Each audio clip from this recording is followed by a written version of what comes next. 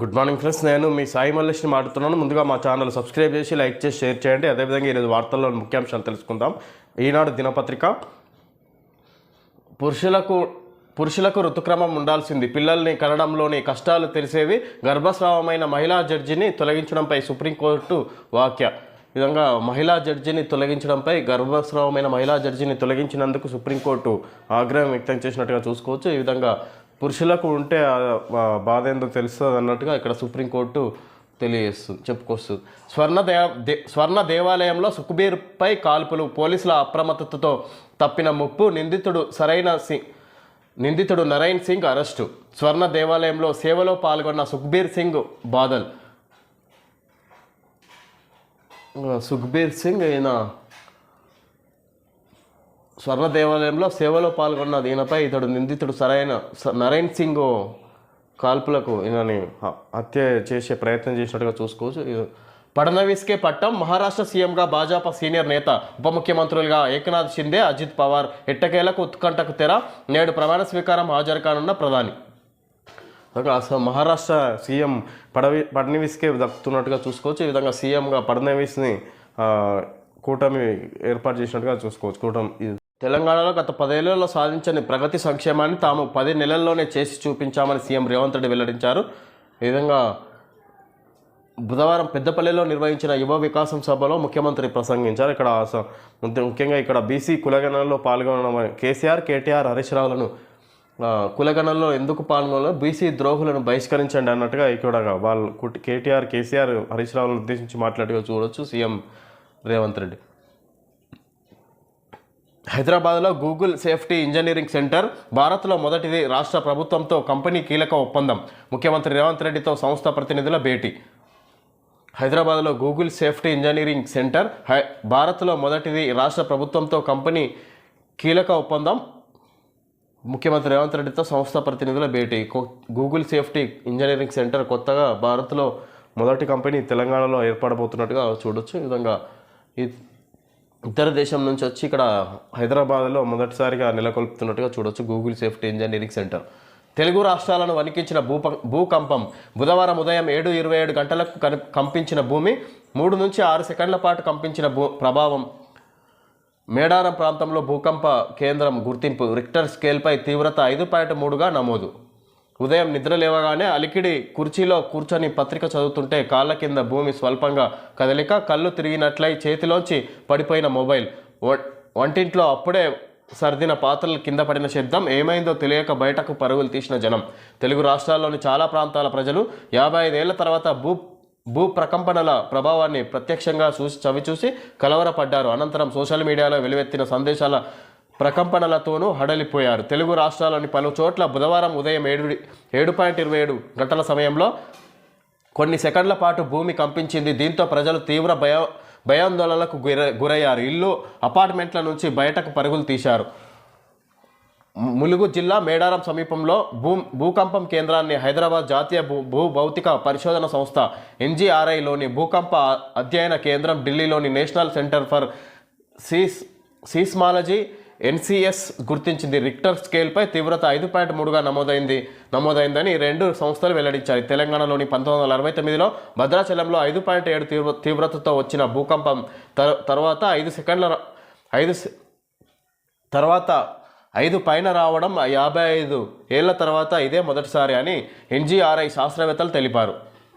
విధంగా తెలుగు రాష్ట్రాలను వణికించిన భూకంపం ఇక్కడ ములుగు ప్రాంతంలో, మేడారం ఇక్కడ ప్రాంతాల్లో ఈ విధంగా భూకంపం వచ్చినట్టుగా చూసుకోవచ్చు. నిన్న ఉదయం 7:27 ఒక 2-3 సెకండ్ల పాటు ఈ విధంగా భూకంప తీవ్రత అక్కడ కనిపించినట్టుగా చూడవచ్చు.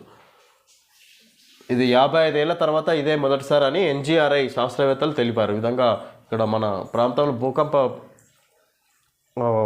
పరిసరాలు భూకంపం రాదు. ఇది 55 ఏళ్ళకోసారి ఇప్పుడు వచ్చింది అన్నట్టుగా ఇక్కడ చూడవచ్చు. 11 నెలల్లో 1,00,000 కోట్లకు పైగా అప్పు. దీనిపై రేవంత్ సర్కార్ శ్వేతపత్రం విడుదల చేయాలి. కేసీఆర్ హయాంలో అప్పు 7 లక్షల కోట్లు అన్నది పచ్చి అబద్ధం.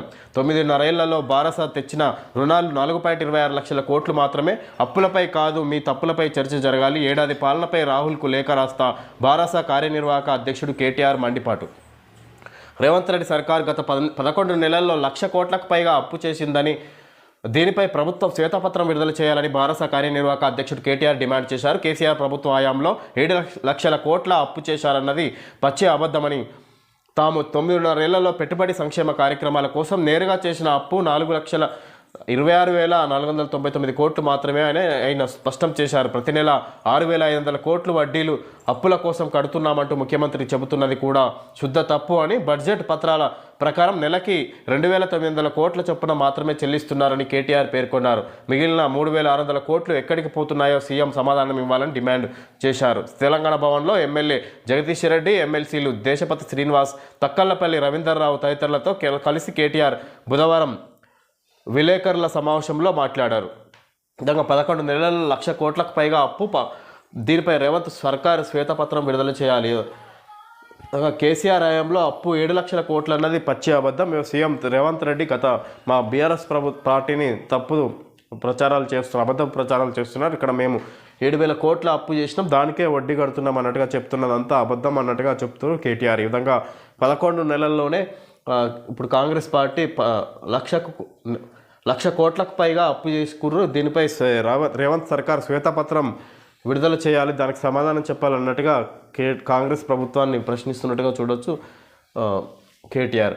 అట్టహాసంగా ప్రజాపాలన ఉత్సవాల ముగింపు, 9న సచివాలయంలో తెలంగాణ తల్లి విగ్రహ ఆవిష్కరణ, అదే రోజు 1,00,000 మందితో బహిరంగ సభ నిర్వహణ, వందే మాతరం, తమన్, రాహుల్, సిప్లిగంజులతో సాంస్కృతిక కార్యక్రమాలు. అట్టహాసంగా ప్రజాపాలన ఉత్సవాల ముగింపు, 9న సచివాలయంలో తెలంగాణ తల్లి విగ్రహ ఆవిష్కరణ, అదే రోజు 1,00,000 మందితో బహిరంగ సభ నిర్వహణ. ఈ విధంగా సచివాలయంలో డిసెంబర్ 9న, ఈ నెల 9న విజయోత్సవాలు నిర్వహించబోతున్నారు. అట్టహాసంగా ప్రజాపాలన దినోత్సవాలను అక్కడ ఏర్పాటు చేస్తున్నట్టుగా చూడవచ్చు. ఈ విధంగా అదే రోజు తెలంగాణ తల్లి విగ్రహ ఆవిష్కరణ, దాని తర్వాత విజయోత్సవాల సభ నిర్వహించే అవకాశం ఉన్నట్టుగా చూసుకోవచ్చు. దాంతో సభకు 1,00,000 మంది, అదే రోజు 1,00,000 మందితో బహిరంగ సభ నిర్వహించే అవకాశం ఉన్నట్టుగా చూడవచ్చు ఇక్కడ.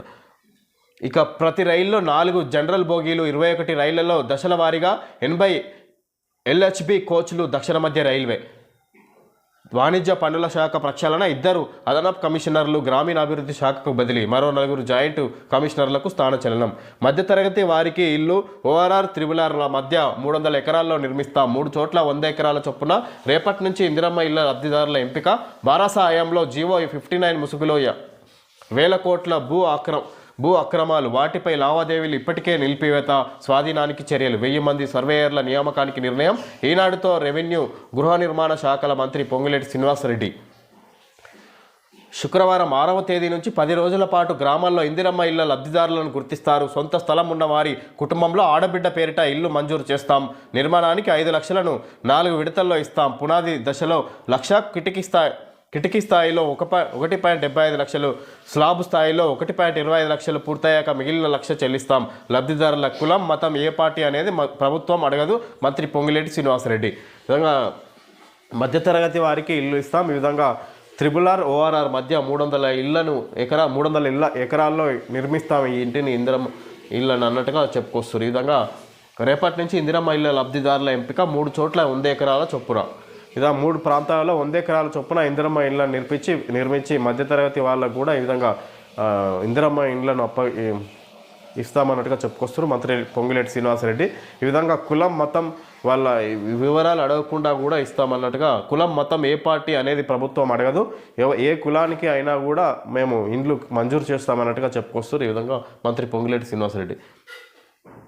బారాస హయాంలో జీవో 59 ముసుగులో 1,000 కోట్ల భూ ఆక్రమణలు, వాటిపై లావాదేవీలు ఇప్పటికే నిలిపివేత, స్వాధీనానికి చర్యలు, 1000 మంది సర్వేయర్ల నియామకానికి నిర్ణయం. ఈనాడుతో రెవెన్యూ గృహ నిర్మాణ శాఖల మంత్రి పొంగులేటి శ్రీనివాసరెడ్డి. పేదల ఇళ్ల నిర్మాణానికి శ్రీకారం చుట్టిన రాష్ట్ర ప్రభుత్వం మధ్యతరగతి ప్రజలకు కూడా గృహ నిర్మాణం చేపట్టనుంది. ఔటర్ రీజనల్ రింగ్ రోడ్ల మధ్య 3 ప్రాంతాల్లో మొత్తం 300 ఎకరాల్లో మధ్యతరగతి కోసం ఇళ్ల నిర్మాణం తలపెడుతుంది. హైదరాబాద్ నుంచి విజయవాడ వెళ్లే మార్గంలో, కామారెడ్డి మార్గంలో, ముంబై హైవే ప్రాంతంలో ఒక్కచోట 100 ఎకరాల్లో ఇండిపెండెంట్ ఇల్లు నిర్మించాలని నిర్ణయించాం. అని రెవెన్యూ గృహ నిర్మాణ శాఖల మంత్రి పొంగులేటి శ్రీనివాసరెడ్డి తెలిపారు. పేదల కోసం ఇందిరమ్మ గృహ నిర్మాణ ప్రక్రియ ఇప్పటికే ప్రారంభమైందని చెప్పారు. ఇందులో మొదటి ఏడాది 4.5 లక్షల ఇళ్ల నిర్మాణం చేపట్టనున్నామని, దీనికి ఈ నెల 6 నుంచి లబ్ధిదారుల ఎంపిక ప్రారంభమవుతుందని వెల్లడించారు. ఇళ్ల నిర్మాణ ప్రక్రియ వచ్చే 4 ఏళ్లు కొనసాగుతుందని పేర్కొన్నారు. మంత్రి పొంగులేటి బుధవారం ఈనాడుతో మాట్లాడుతూ గృహ నిర్మాణం, రెవెన్యూ రంగాల్లో చేయబోయే కార్యక్రమాలను వివరించారు. విడతల వారీగా గృహ నిర్మాణం రాష్ట్ర ప్రభుత్వానికి ఆర్థికంగా ఇబ్బందులున్నా పేదవారికి ఇందిరమ్మ ఇళ్లను నిర్మించి ఇస్తుంది. పేదల ఇళ్ల నిర్మాణానికి శ్రీకారం చుట్టిన రాష్ట్ర ప్రభుత్వం మధ్యతరగతి ప్రజలకు కూడా గృహ నిర్మాణం చేపట్టనుంది అని విధంగా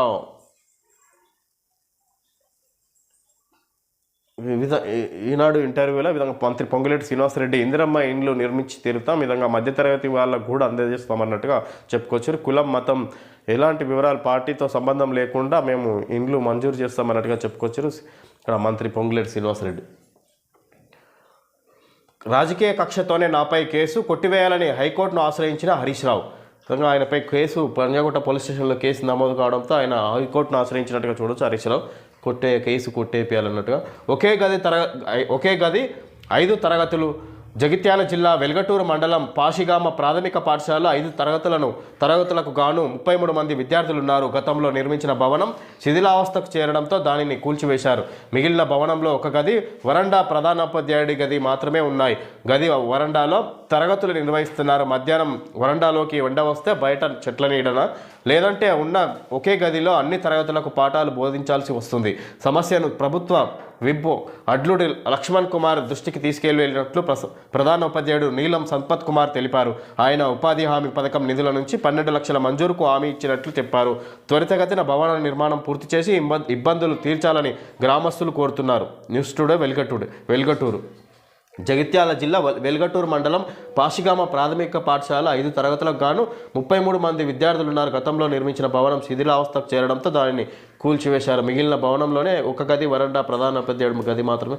విధంగా ఒకటే గదిలో 5 తరగతులు నిర్వహిస్తున్నట్టుగా చూసుకోవచ్చు. ఈ విధంగా ఒక గది ప్రధానోపాధ్యాయుడి గదికి ఎండ వస్తే ఇంకా బయట చెట్ల నీడన, ఈ విధంగా స్కూలు భవనం లేకపోవడం ఇక్కడతో ఈ విధంగా అక్కడ ప్రభుత్వ విప్పును కలిసి వాళ్ళు ప్రధానోపాధ్యాయుడు విన్నవించినట్టుగా చూసుకోవచ్చు. దానికి ఉపాధి హామీ నుంచి 12 లక్షలు కేటాయించి నిర్మిస్తామన్నట్టుగా చెప్పుకొచ్చారు. పరస్పర బేరాలు. పదవీ విరమణకు చేరువలో ఉన్న ఉపాధ్యాయులు ఏ జిల్లాకైనా వెళ్లేందుకు సిద్ధం. కోరుకున్న జిల్లాకు వచ్చేందుకు జూనియర్ల ప్రయత్నాలు. దరఖాస్తులకు 30 వరకు గడువు. జీవో 317 కారణంగా నష్టపోయిన ఉపాధ్యాయులకు ఉపశమనం కలిగించేందుకు ప్రభుత్వం తాజాగా స్పౌచ్ అనారోగ్యం పరస్పర బదిలీలకు కోసం పెద్ద ఎత్తున బేరాలు సాగుతున్నాయి. మ్యూచువల్ బదిలీ జరగాలంటే మరొకరి అంగీకారం అవసరం. ఇద్దరి సమ్మతితోనే దరఖాస్తు చేసుకోవాల్సి ఉంటుంది. దరఖాస్తులకు ఈ నెల 30 వరకు గడువు ఉంది. జీవో 317 వల్ల సొంత జిల్లాలను వదిలి ఇతర జిల్లాలకు వెళ్లిన వారు పరస్పర బదిలీకి సిద్ధమయ్యే వారి కోసం అన్వేషణ మొదలుపెట్టారు. టీచర్ల వాట్సాప్ గ్రూపుల్లో తమ వివరాలు, మొబైల్ నంబర్లు పోస్ట్ చేస్తున్నారు. తెలిసిన టీచర్లకు ఫోన్లు చేసి మరీ వాకప్ చేస్తున్నారు. 2012-2017 డిఎస్సిలో ఎంపికైన వారిలో జీవో 317లో స్థానికతను కాకుండా సీనియారిటీని పరిగణలోకి తీసుకొని జిల్లాలు కేటాయించిన సంగతి తెలిసిందే. దాంతో సీనియర్లు తాము కోరుకున్న సొంత జిల్లాల్లోనే కొనసాగారు. జూనియర్ ఉపాధ్యాయులు మాత్రం మారుమూల జిల్లాలకు వెళ్లాల్సి వచ్చింది. 2022 మార్చిలోనే పరస్పర బదిలీలకు అనుమతి ఇచ్చినప్పుడు 100 మంది అవకాశాన్ని వినియోగించుకున్నారు. విధంగా దరఖాస్తులకు 30 వరకు గడువు. పదవీ విరమణ చేరువలో ఉన్న ఉపాధ్యాయులు ఏ జిల్లాకైనా వెళ్లేందుకు సిద్ధం. కోరుకున్న జిల్లాకు వచ్చేందుకు జూనియర్ల ప్రయత్నాలు. విధంగా కోరుకునే జిల్లాకు వచ్చేందుకు జూనియర్ల ప్రయత్నాలు. దరఖాస్తులకు 30 వరకు గడువు. విధంగా ప్రభుత్వ ఉద్యోగులు, ఈ విధంగా ప్రధానోపాధ్యాయులు విధంగా వాళ్ళ స్థానచలం అంటే పదవి వాళ్ళకు కోరుకున్న చోట ఉద్యోగం కల్పించే అవకాశం ఉన్నట్టుగా ప్రభుత్వం చర్యలు చేసుకుంటున్నట్టుగా చూడవచ్చు. ఇది సంగతి. మహారాష్ట్ర సీఎంగా నేడు ఫడ్నవీస్ ప్రమాణ స్వీకారం. అంతకంటే ముందు ఈ 5 ఏళ్ళు తనకు మద్దతు ఉపసంహరించుకోమంటున్న ప్రమాణం చేయించుకుంటున్నాడు. విధంగా మహారాష్ట్ర సీఎంగా ఈరోజు ప్రమాణ స్వీకారం చేస్తున్నారు. దానికి సంబంధించి డిప్యూటీ సీఎంలు అంతకంటే ముందు ఈ 5 ఏళ్ళు తనకు మద్దతు ఉపసంహరించుకోమంటూ ప్రమాణం చేయించుకుంటున్నాడట వీళ్ళిద్దరితోటి. ఇక్కడ ఏకనాథ్ షిండే, పవార్ తోటి ఈ విధంగా ఇంకా నాకు మద్దతు ఉపసంహరించుకోవద్దు అన్నట్టుగా ప్రమాణం చేయించుకుంటున్నట్టు ఇక్కడ మాకిరెడ్డి ఇవ్వడం జరిగింది. ఓకే ఫ్రెండ్స్, ఈరోజు వార్తల్లోని ముఖ్యాంశాలు తెలియజేయడం జరిగింది. Thank you friends.